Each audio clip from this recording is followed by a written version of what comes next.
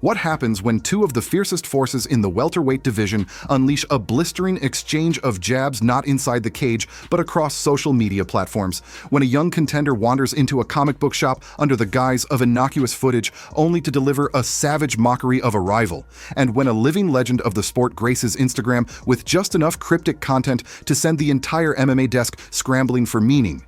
This is the explosive saga of Khamzat Chimaev and Dricus du Plessis' heated exchange, Ian Garry's mockery of Jack Della Maddalena via the Goonies action figure footage, and Jon Jones' reaction that has everyone wondering whether the greatest fighter of all time is about to make one last gasp for glory. It all began when Khamzat bores Chimaev, the undefeated whirlwind whose relentless pressure and unrelenting ground game have cleansed 3 divisions of challengers in the span of 18 months, decided to stoke the simmering rivalry with South African powerhouse Dricus du Plessis by taking to X, formerly Twitter, and dropping nothing more than a simple image of a box of cartoonish donuts accompanied by a string of laughing emojis.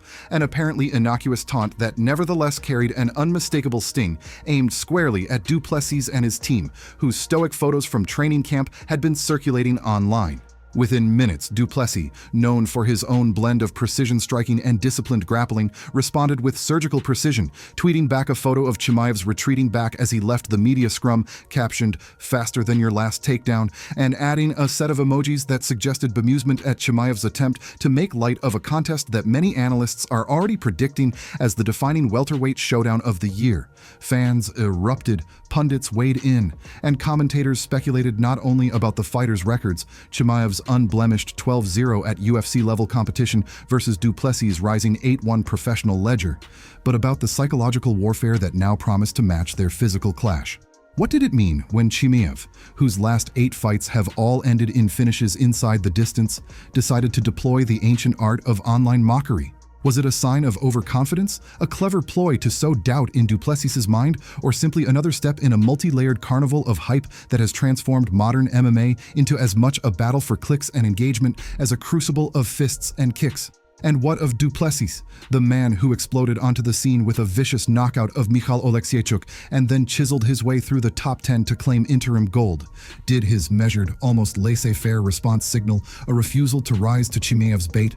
Or did it belie a steel-nerved determination to let his fists do the talking when they finally meet inside the octagon? But this was only the first act in our triple header of intrigue. I said there are no backs between lions and men. This is another one from Achilles. And since he's standing across the octagon, is there no one else? Is there no one else? You're talking to Alex Pereira.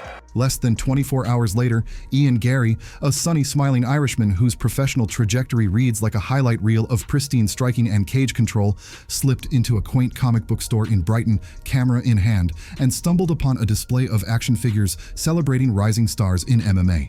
His eyes zeroed in on one particular linebacker of plastic muscle, complete with flexed biceps and a scowl that, for a fleeting second, could have belonged to his rival Jack Della Maddalena, aka JDM. "World champ already? That's fast," Garry quipped, lifting the box to reveal the action figure's identity. Sloth from the 1980s classic The Goonies, his harness, his lopsided grin, his missing tooth gleaming plastic. The clip cut to Garry's broad grin as he held the doll aloft like a champion's belt, declaring, "Good on you, pal," and letting the implication hang. That while JDM might be collecting accolades, Garry's humor could cut just as deeply as any leg kick. The footage went viral, racking up millions of views as fans dissected every grin, every gesture, and every snippet of ambient store chatter. And JDM himself was forced to respond, first by shaking his head in a brief Instagram story, and then by posting a highlight reel of his own victories: 2 first-round finishes at UFC 292, a masterful performance at UFC 296, and the kind of highlight tape counters that have become his trademark, thus turning Garry's playful mockery into fuel for his own promotional furnace. Tonight was an awesome fight, and I just want to let everybody know, I'm coming for that world title. 15-0, undefeated, unstoppable. I don't care who's next, where it is, I'm going to be a world champion. It's the future, is it? But again, the plot thickened when Jon Jones, the man whose 13-year reign as the UFC's most dominant light heavyweight champion has been punctuated by record defenses, record paydays, and record-setting spin kicks, stepped into the fray. Not with a takedown or a head kick, but with an Instagram post that consisted of a video of two dogs fighting over a toy, one clearly outmatched and rolling over in surrender, the other huffing triumphantly before prancing away, all set to the caption, "Ready to return." Context? Minimal. Impact? Massive. Overnight, MMA forums lit up with speculation. Was Bones signaling his return to action after an 18-month hiatus? Was he taunting the next wave of challengers, Aspinall, Gain, or perhaps even someone daring to see if he really lacks the hunger that drove him from 2008's Ultimate Fighter alum to become the youngest champion in UFC history? Social media personas splintered into camps. Team Jones is back, Team Jones is retired, Team Slow Build Strategy, each drawing on past cryptic messages, like his surprise announcement that he'd vacate his light heavyweight crown to chase heavyweight gold, or his sudden post-fight monologue in Rio de Janeiro that hinted at a desire to pivot outside of fighting altogether. And no sooner had the dog video post settled into the Instagram algorithm than Jones added a quote from a fan who'd accused him of ruining his legacy by refusing to fight his most dangerous stylistic matchups, to which Jones replied with a silky smooth summary of his accomplishments. Youngest champ, longest reign, millions made and invested, loving father, global icon, effectively framing any accusation of cowardice as a misunderstanding of what true legacy entails. I just don't even want to do business with him. You know, at the end of the day, this is a business, and fighting me gives him an opportunity to change his life forever. And I don't even want to give him the opportunity. Like, he just played his cards wrong with me personally. And here is where the threads converge.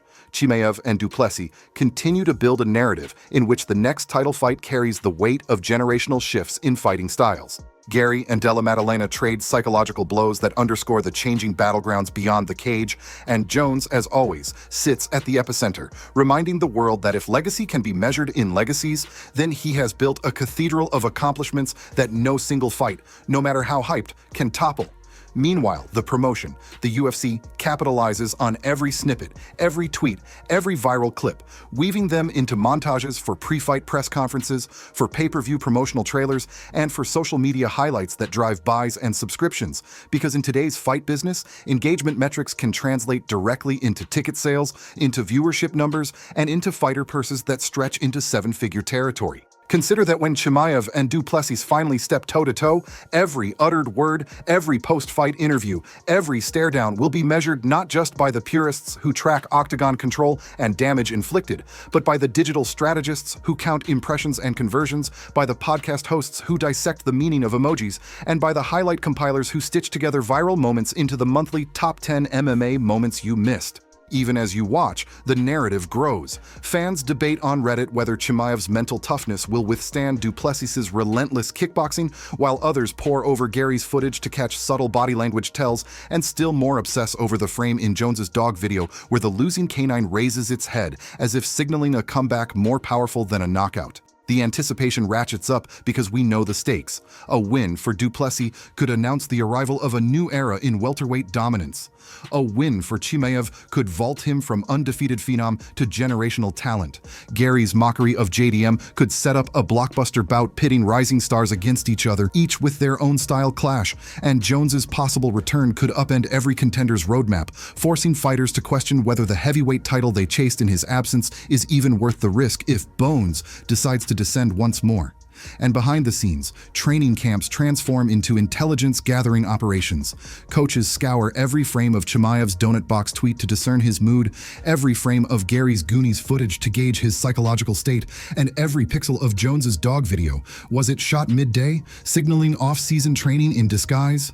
All to find the edge that separates victory from defeat. In this world, where an out-of-context clip can become a rallying cry, where a single tweet can shift a fighter's entire game plan, and where legacy can hinge on not just what you do in the cage, but how you control the narrative outside of it. Jon Jones is probably watching this, so send him a message. Hello, John. I have nothing against you personally, but I just think I'm better than you. I just know that I can beat you in a fight, so I'm coming for it. Fans and fighters alike understand that the next wave of MMA isn't just physical, it is digital, it is psychological, and it is wholly experiential, demanding that every combatant become a strategist, a showman, and a storyteller in his own right. So buckle in, because when Khamzat Chimaev locks eyes with Dricus du Plessis on Fight Night, when Ian Garry and Jack Della Maddalena stand nose to mask in the media center, when Jon Jones finally returns, or perhaps simply releases another tantalizing post, it won't just be about takedowns, submissions, or striking accuracy. It will be about who can outmaneuver in the court of public opinion, who can transform a highlight into a cultural moment, and who can withstand the scrutiny of a global audience that measures courage not just by the size of your fists, but by the sharpness of your wit, the precision of your timing, and the unyielding force of your presence both inside and outside the cage. In a sport defined by split-second decisions and long-term legacies, where every viral clip is a potential game-changer, this triple threat of social media warfare matters as much as any cage fight, because in the end, survival in mixed martial arts now demands mastery of every arena, physical, mental, and digital. And the next trendsetter, the next legend, or the next reminder of why we watch won't be decided by punches alone, but by how well each fighter masters the art of being seen, heard, and remembered in a world where every frame can become forever.